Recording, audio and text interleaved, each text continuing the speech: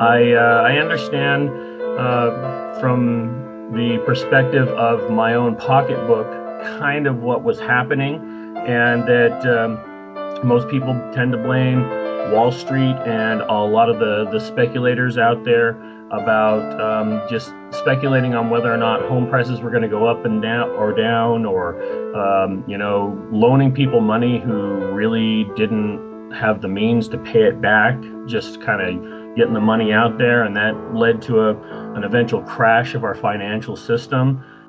The 2008 housing crash was the beginning of the end. The banks were unable to pay the businesses, who in turn had to lay off all the homeowners. The homeowners couldn't buy products from the businesses or pay taxes anymore. As a result of this, even more businesses failed, and the circular flow of money stopped. In 2008, the U.S. Treasury gave the Fed bailout money to bail out Fannie Mae, Freddie Mac, Bear Stearns, and AIG. These bailouts were meant to be a stabilizing action to start lending in the economy again. I don't think anybody should be given anything. I don't believe in, I don't know what you call it. Would it be socialism? Giving people money for not working? I don't believe in that. I don't think that anybody should be given anything if they didn't earn it. Then what's your opinion on bank bailouts? Because they basically got money. Oh, that made me sick. They basically got money for. It made me want to puke, because it didn't benefit anybody but the banks. It didn't benefit the homeowners. There were still people that lost their homes no matter what. So no, all that benefited were the people that were high up in the banks, nobody else. It didn't even affect the tellers.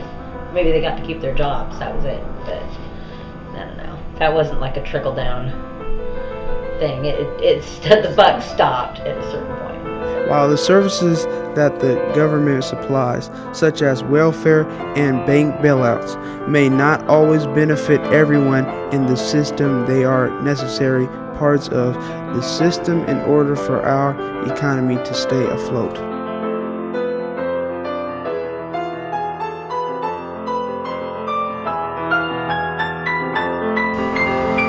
They started making a lot of cutbacks at our work, started taking away our benefits, and then I was in the third layer of people that got laid off within like 8 months.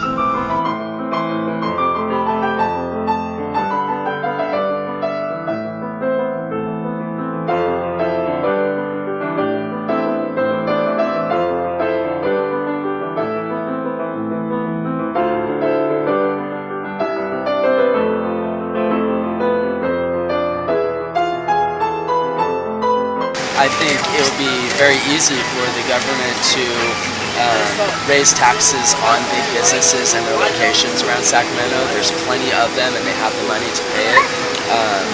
Just a city tax, and then use that money and reinvest into things such as homelessness or creating jobs, which really isn't that hard, or invest it in colleges and higher education and even public schools where they've cut a lot of funds. Yeah, tax the rich, monitor where our tax dollars are really going, and make sure that it's going to where it's needed and not just where they want it to go. Right, and that's the thing, is that we're operating on 20th century politics. This is a 21st century nation. We can do direct democracy now. We have the technology to do it. We don't need a representative democracy in the same sense that we have. We don't need the Electoral College. We don't need the Federal Reserve. We have a lot of excess in our government that really is just completely unnecessary.